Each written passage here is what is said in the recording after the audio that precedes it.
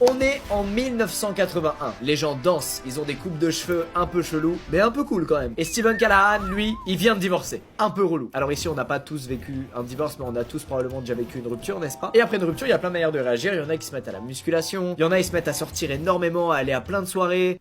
Sauf qu'on a le Covid. Steven, lui, il se dit, bon, je vais traverser l'Atlantique tout seul. Alors c'est pas le premier à vouloir le faire et c'est pas le premier qui va le faire d'ailleurs, il y a plein d'humains qui l'ont fait avant lui, mais ça reste quand même une belle petite épopée traverser l'Atlantique. Et je peux te dire que même si j'ai joué 200 heures à Sea of Thieves, je ne veux pas tenter de traverser l'Atlantique seul. Après, il faut savoir que Steven, c'est pas n'importe qui. Il a un diplôme universitaire en philosophie.